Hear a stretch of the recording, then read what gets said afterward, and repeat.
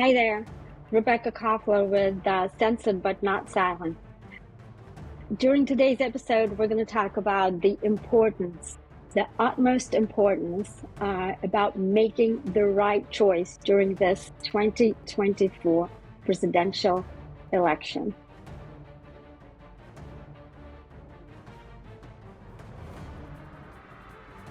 Some of you know that I was born and raised in Soviet Russia. And I came here more than 35 years ago. I fled the totalitarian Soviet regime. And what I'm witnessing today in my adopted homeland, frightening me, is totally frightening me.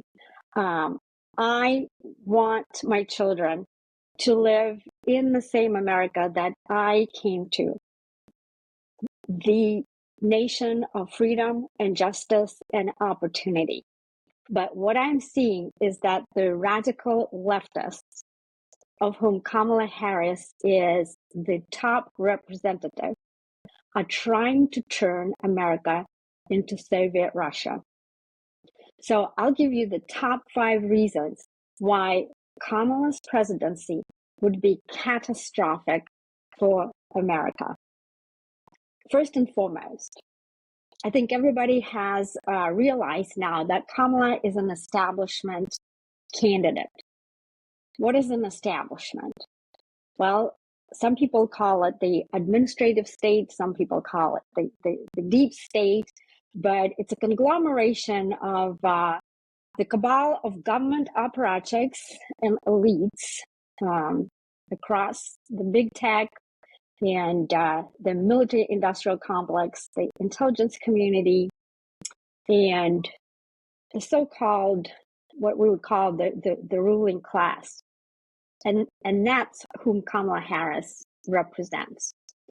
What they're trying to do is they've been telling lies, and we all know now about all of the lies that they've told the American people to justify their malicious goals and incompetent policies, whether it's COVID and the vaccine, the Hunter Biden laptop, the Russia-Trump collusion, or the Joe Biden shop as attack kind of lie. So why are they pushing her as a candidate or as, God forbid, U.S. president? It's because she is the best instrument to turn America into a Soviet-style totalitarian state. How do you retain power? How do you retain control, which is what they want to do? Well, here come the top 5 things. You eliminate opposition. How do you eliminate opposition? You control speech. That's where number 1 comes in. Censorship. That's what the Soviets did. When I was growing up, we were afraid to speak our own mind. Why?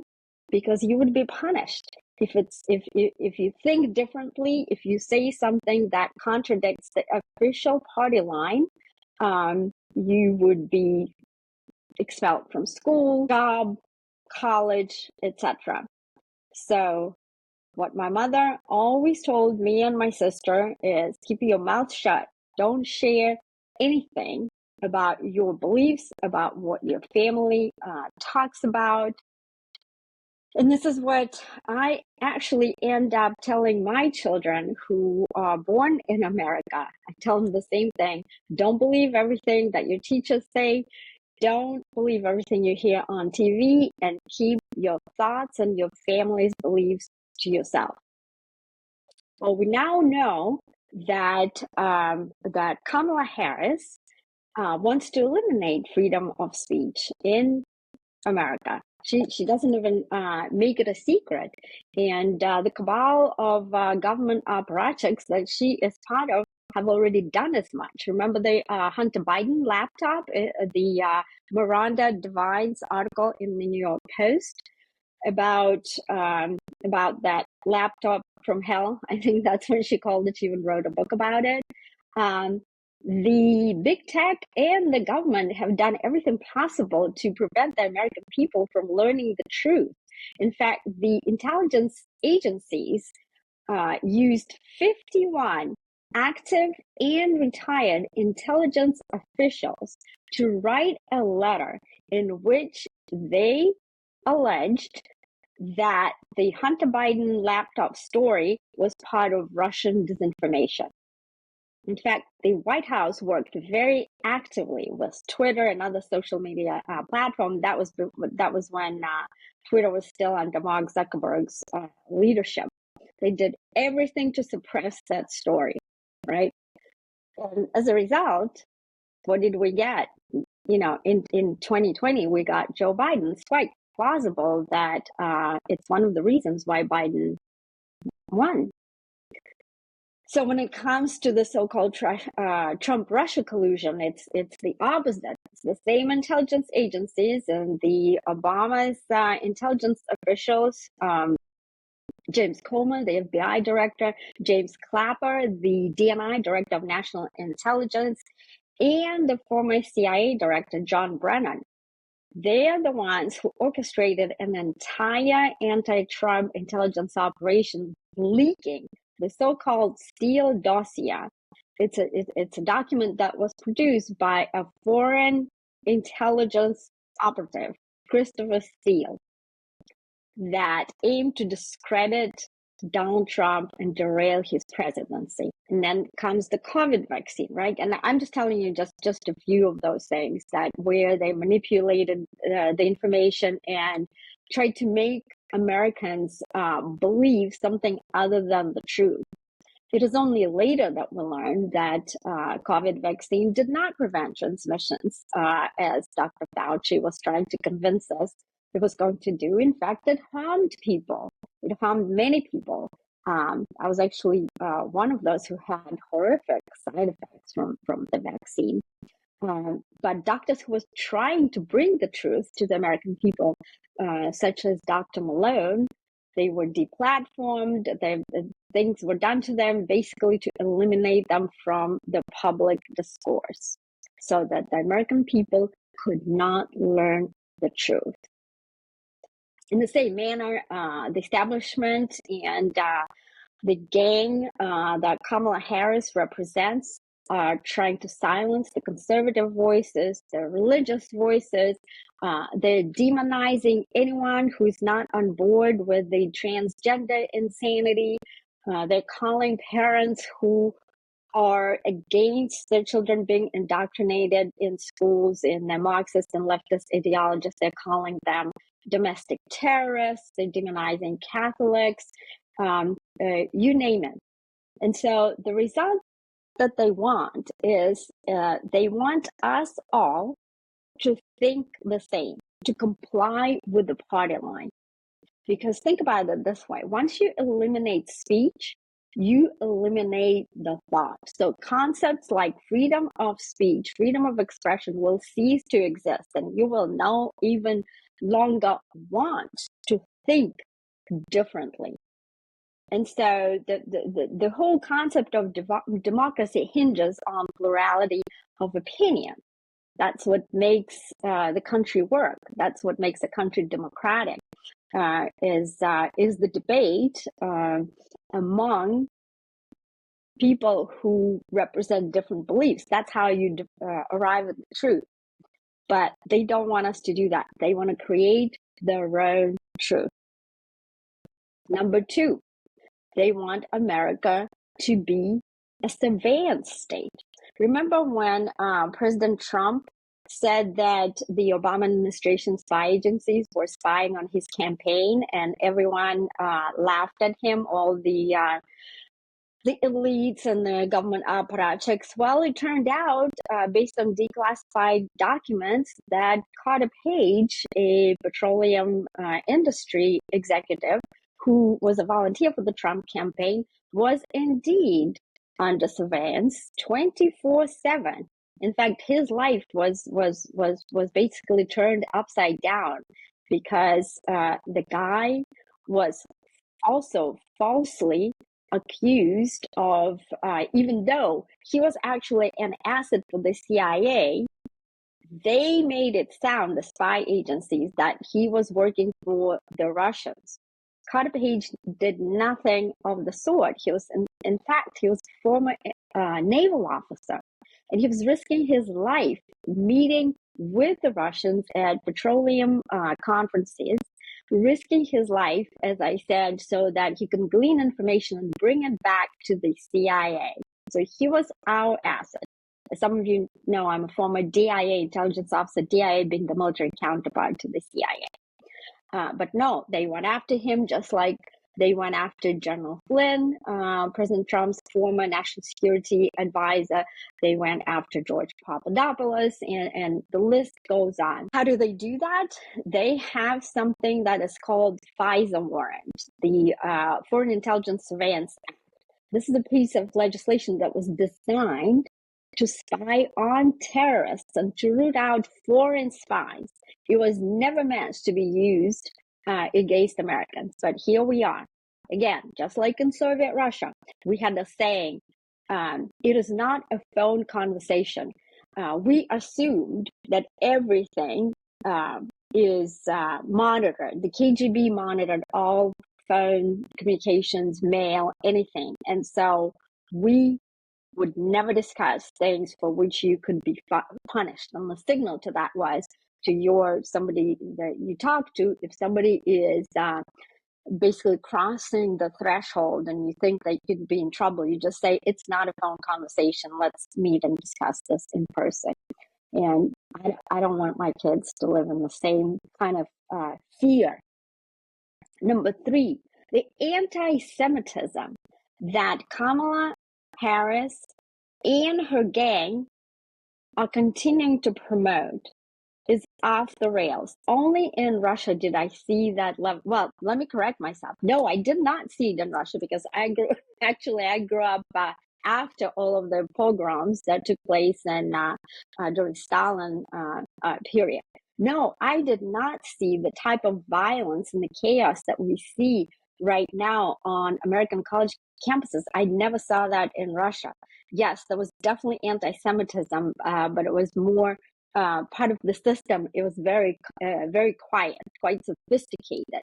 But the type of stuff that we see right now is frightening, and it will only continue because Kamala Harris is pandering to the leftist squad in Congress, the squad, the Ilhan Omar and the AOC and those types of people. This is what they have in store for us. Just more of that, promoting those who support Hamas, which is a terrorist organization. Think about that.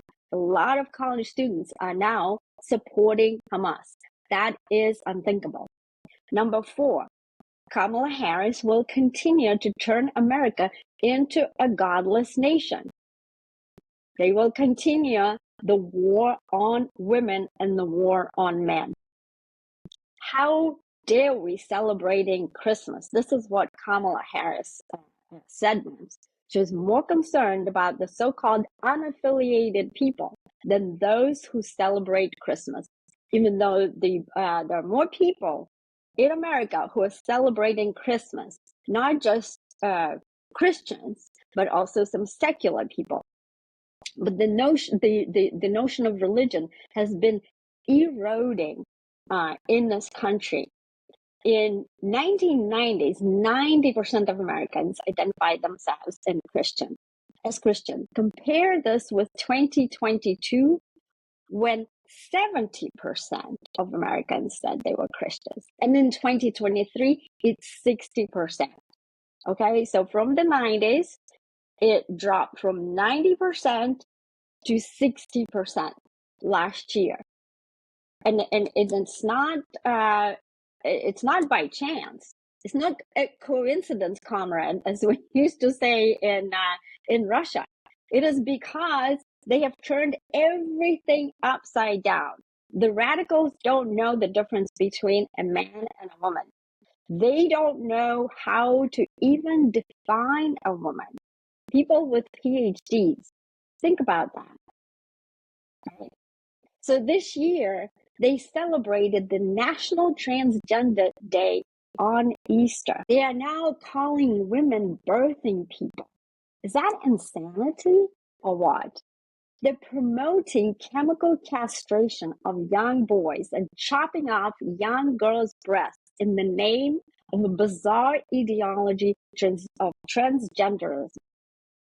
It is also done for profit because doctors and hospitals have enriched themselves performing these atrocities. They will continue. If Kamala, God forbid, becomes president, they will continue destroying women's sports, destroying marriage. They're now allowing biological men to compete against women and girls, including in sports like boxing. Think about that. Number 5, totalitarian government control and the transformation of a free capitalist society into a socialist hell that I grew up under. What Kamala wants is she wants the government to be your big brother. She wants everything to be provided to you for free, such as healthcare. Where does the stuff come from? All the free stuff. Well, it comes from people like you and me. Why does she constantly say about, the rich not paying their fair share? Why does she continue to promote, she and her gang of government apparatchiks? They promote the divisive rhetoric, rich versus poor, the haves versus not have-nots, the same as the Soviets did, right? Because they want to take away something from the so-called rich and they want to give it to the so-called poor. Take it from one group of people and give it to another. And they have already done that. They've taken away something from the American people. They've used this tactic by using our tax dollars, and they gave billions of dollars to Ukraine and other foreign nations, and also to illegals that are flooding the country. All these migrants that we see all across America, criminals, they've given them free housing in luxury hotels. They gave them debit cards preloaded with money. They fly them and bus them across the country. They've given them free healthcare. Think about that. At the time when some Americans cannot afford to go see a doctor. I have friends, Americans, who are hard workers, but because they're self-employed, they don't have healthcare because it's unaffordable, right? It's only the dirt poor people, the migrants, literally, who qualify for this stuff. And there are people who have health insurance through their employer. But the people who fall through the cracks, the hardworking Americans, some of them don't have healthcare because it is prohibitive for them. And yet, here we are. If you cross the border and, if you are a migrant, you get all of this stuff. And it's all at the expense of us, of people like you and me. So this is the contrast. Let's think about those Americans who were victims of the hurricane. What did they get compared to Ukraine, the migrants, Palestinians, who also get millions from us, and other foreign nations and people who hate us? Well, when it comes to hurricane victims, they get breadcrumbs. There's never enough money for them somehow.